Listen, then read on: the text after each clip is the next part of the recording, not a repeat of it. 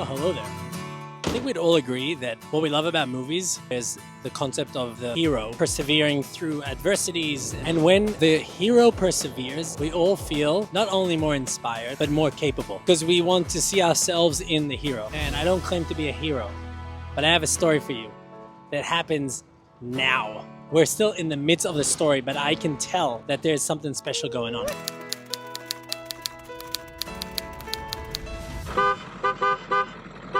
Yesterday, I set on a drive known as the worst road in Alaska. And here I am with Regalos, our 14,000-pound home on wheels on washboards. I was told by numerous people to do this drive, even though it's hard. And yesterday, I was feeling depleted. Not only did I drive from the Denali Highway, which was a decent drive of 100 or so miles. But once I got on this highway, the amount of bumps and rattling and noise, it just gets to me. And it would probably get to you. This is way harder than I thought it would be. All the rattling, all the dust. It's a never-ending road. And I'm thinking to myself, gotta find a place to park for the night. I don't think I can make this 60-mile stretch. It's 100 kilometers of washboards. So I'm looking on the app iOverlander, which is an amazing crowdsourced app for places for people to park all over the world.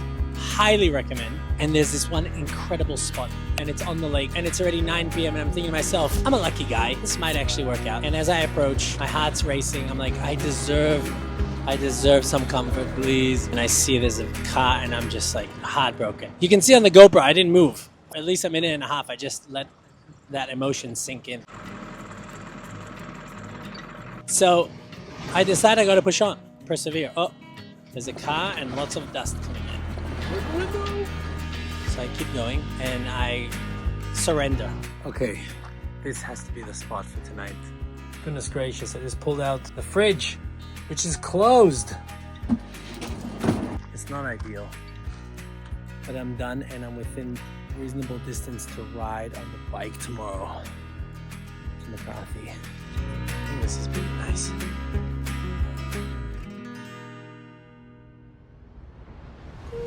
Hi, I'm Belly, a dad, storyteller, and a curious contrarian. I'm driving through Alaska in a home I built on wheels, sharing raw stories that help me cross the mental, the social, and physical borders of life. Because as we get older, our journey of self-discovery gets buried under routines and bills and commitments. But as I realized growing up, the real commitment, the scary and important one, is figuring out who we really are. I'm sharing my journey of self-discovery with you because it keeps me on track of my own authentic journey. And hopefully can help guide you on yours. This is the Borderless Experience. Part podcast, part vlog, fully unfiltered. You can find these experiences and more on all socials and Spotify at Borderless Belly. Now, let's literally get this show on the road. And thank you for joining the ride. McCarthy Highway on a bicycle. This highway known as the worst road in Alaska. And I feel it. This national park, I just learned, is bigger than the country of Switzerland. A shack in the middle of nowhere. A love shack in a little place where we can get together. It'd be hard to find someone here to get together in this love shack. Maybe a bear. Likely a moose. But, well, each to their own. I do the 12-mile stretch and I get to the McCarthy Bridge. Made it to the bridge. I ride on it and on the left I suddenly see two massive glaciers. Wow, what a beautiful spot. And look at that massive glacier. And I think to myself, okay, now we're talking. This is what the hype is about. It's so quaint and so old school that you'd think it's literally a set from the movies. It's just all wooden shacks, 5 stores, 1 restaurant. I just rode around and thought to myself, this is really cute. Okay, I gotta speak to someone. And so I go into the pot store. I asked for some inspiration and I was told that there's a glacier. I could walk to it. So I got on the bike. It's a 4-mile ride. So I'm definitely adding up miles here. It's really cute around here. McCarthy to Kennecott. I'm now on the wagon road. There's a newer road which is wider and cars drive on it, but this is the OG. And I'm riding in, I'm looking out, I'm hoping to see a bear. Put my bear spray if I need, which I do not want to deploy. Also, I've never deployed it. Maybe I should do a practice run today. Bump into a cemetery that, as you can see, is very unmaintained. Inscriptions completely faded. And from McCarthy, I rode to Kennecott. So Kennecott was where there was massively successful copper mining back in the first decades of the 19th century. Look at this mill. Mill in the middle of nowhere. I speak to this guy called Dave. Tells me that I can ride the bike all the way to the foot of a glacier. And I'm thinking to myself, holy moly, I've never done something like that before. I gotta do it. See how far we can get. Not a good idea with one hand. Oh, look at that. It's actually off.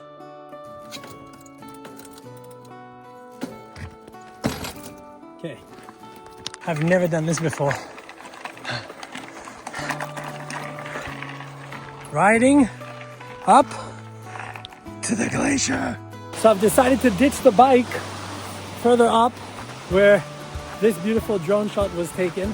And now I'm walking to the glacier. I don't recall doing this, definitely not in Crocs. I didn't think I was going to walk to and onto a glacier today. It's been a spontaneous, therapeutic adventure, riding from Long Lake, where we left the bus. And I'm already 30 kilometers into this bike ride. And I'm feeling so revived. Yesterday I was so low. I wanted to give up so many times on that awful drive. Here we go, onto the glacier. It's pretty solid, this stage. In Alaska, this is probably not that remarkable. But to me, I can't believe I just casually got on a glacier. So spectacular. Oh my gosh, this is refreshing. I think you can drink it. It's such a remote place. To get to here, you have to take on the McCarthy Highway or fly in. So there's barely anyone here. It's a national park. What a view! Reminds me of the street in San Francisco, but with glacier water. This is when one experiences the pinnacle moment, and now it's about returning, right? So I made it to the summit of my experience. I'm walking on the glacier, had an apple, amazing apple, and now I am not dreading, but not very excited about all the way back to the bus. This is a treat coming off that high. The whole way down from Kennecott, I have been not pedaling once. I've just been enjoying the ride, just hands out, even standing a little bit. So I'm riding now, right? And I have 45 kilometers to ride. It's the most I would have ever done. Kind of want to just end the journey right now on this high. But maybe something's gonna happen, right? Something always happens. Nice little moment here. I was about to cross the bridge and saw a couple waiting for a ride up and started schmoozing. And then I took out the drone, asked them if I could take a video of them. I set them up on the bridge and took a drone shot of them. It wasn't the best because I couldn't speak to them, couldn't stage it, etc. Airdropped it to them. And then she goes, "It's my birthday today. This is such a nice gift." And I'm like, oh, that's so nice to hear. I'm so glad I was able to contribute to your special day with this memory. And, you know, we part ways. Oh, look at that. The drawer's coming out. Get back in there. There we go. I moved the steering wheel a bit. Okay, I say goodbye to them. I ride off. I cross the river. And within 5 minutes, I'm feeling a bit soft. Well, some bad news. Can't all be all roses, can it? Just started to ride back to the bus. And I realized that I have a flat tire, which is not surprising because I rode over crazy things today. So I think I'm gonna haul down a little pickup truck when it comes down next and ask for a ride. which is perfect because I love hitchhiking. And I feel great about clocking 50 kilometers. Oh, I have an idea. I'm gonna put my bike upside down and then it will look even more like I'm in need of help. Good idea, Bellic. Good idea. Before I know it, the first car that comes by, a Subaru with a bike rack and space for one bike. I'm gonna sit on the back. Well, I'll show you where I want you to go. This is extremely what was your name? John. John, nice to meet you. That worked out really well. And I'm riding on the back on a hitch. And so John and Morgan decided to pick me up and drove the remaining distance, absorbing the view from the sides. Because I'm driving all the time looking straight, but I was literally like this the whole drive on both sides, trying to find a bear or a moose in the clearing. And they had a small car, a Subaru, which is the unofficial car of Alaska, by the way. I couldn't even feel the bumps. It was such a smooth ride, and I kind of wished maybe I would have left the buzz in the entrance to McCarthy. And this whole time thinking to myself, I did a good deed just a moment ago without anything I wanted in return. And here they are, Morgan and John, doing something similar to a complete stranger. It felt so nice, so wholesome. Approaching home. Sweet. Oh, we made it! That was such a smooth ride, dude. Yeah, sick. I was worried about you getting thrown off or something, but... Thank you so Good very job. much. Bye, friends. I thought it'd make sense, since I'm so depleted with energy, to make a sensational smoothie. This is the home, by the way. Getting ready to leave, so I put the bouncy, heavy things that could fall on the bed. Get some frozen goods out of the freezer. What should we use? Banana. Oh, this is a ginormous milkshake, but I've barely eaten today, exercised so much, and drank only a liter of water. We need some water. Filtered water. Oh, this is cute. Now, I don't want to set myself up for either a big success or a great failure, but Cindy and Craig, my friends from the bridge, they told me that that spot that I was hoping to get yesterday on the lake is available. It's likely not available anymore. Maybe they didn't understand the right description, but that lake spot is open. I'm camping there and I am celebrating a tremendous ending to a roller coaster of an experience here. I can't wait. Before we get to this lake spot, I just want to know from you all, and please write in the chat, do you think it's available when I get there? Yes or no? Just take a moment right now. Write in the comment section, yes, the spot is available. That's very long. Available, not available. I just want to see what everyone thinks, and we'll find out very soon. We are approaching the spot. And I'm trying to lower my expectations. It's gonna be here on the left. You can see the water. If it's there, I'm gonna cook a really nice meal and rinse myself with biodegradable soap in the lake. Here it is. Someone's here. What is that? It's a tent? Someone pitched a tent and a chair.